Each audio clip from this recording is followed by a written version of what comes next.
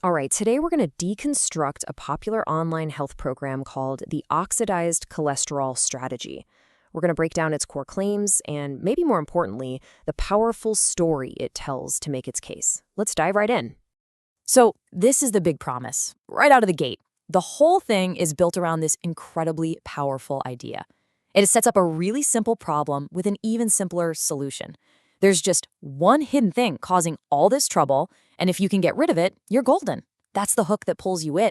So, how do they make this problem feel urgent and, personal? They introduce us to a guy named Scott Davis. And his story, well, it's not just some case study. It's really the emotional engine for the entire program, framing this whole thing as a true life or death crisis. And wow, they really ramp up the drama from the get-go. The story goes that after having a massive heart attack, Scott's doctor hits him with this terrifying number. His heart is 93% clogged. That specific, shocking number isn't just a fact. It's designed to make the danger feel incredibly real. Then you get this line from the doctor. I mean, it adds so much to the drama. It's that classic moment you see in movies, right? A final warning that puts our main character at a crossroads. It basically says, the normal way has failed you. You have to find another path. And this is the critical turning point in the story. By deciding to reject the doctor's orders, flushing the prescriptions down the toilet, the narrator is basically rejecting the entire medical establishment.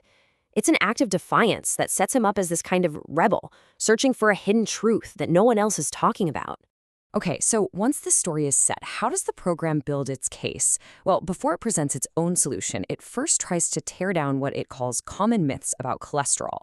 This is a classic persuasion technique, right? You create doubt in what people already believe to make them open to a new idea. Now, check out how they frame the argument here. On the left, you've got the conventional view we've all heard. High LDL, or bad cholesterol, causes plaque. But then, on the right, they hit you with their counterclaim, citing a UCLA analysis that apparently found 75% of heart attack patients had acceptable LDL levels. Then they go after statins, saying research shows they can actually make plaque worse. And just to really hammer the point home against conventional treatments, the strategy rolls out this long list of alleged side effects from statins.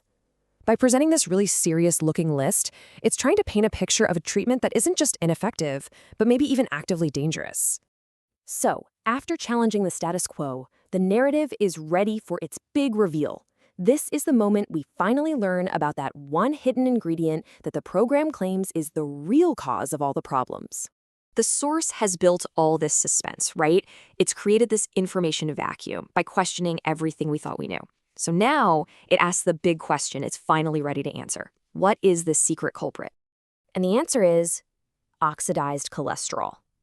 But here's the brilliant part. The source doesn't just use a scientific term. It uses this incredible analogy.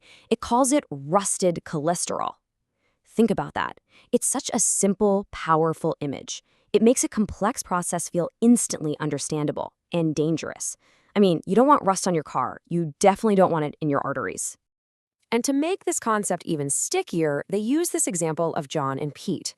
They argue that Pete, who has a much higher LDL level of 200, is actually healthier than John, whose LDL is only 100.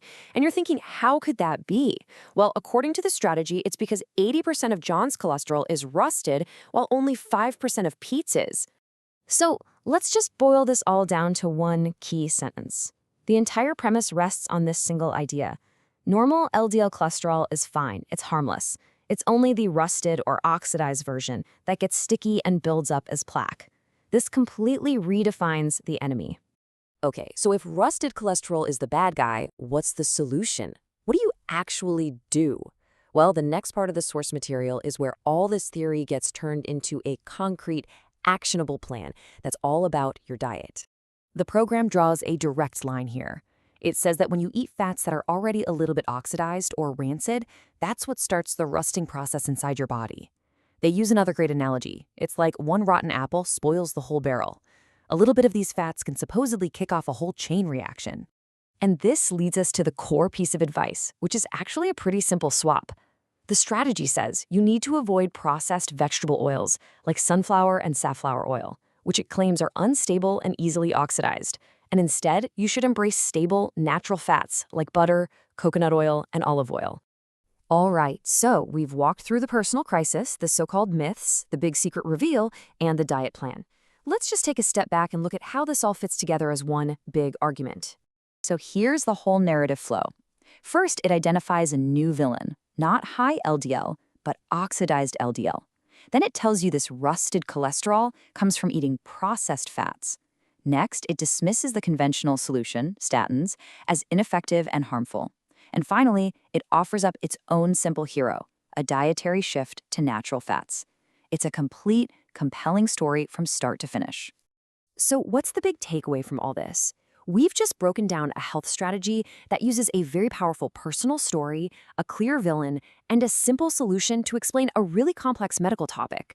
And it leaves us with a pretty important question to think about.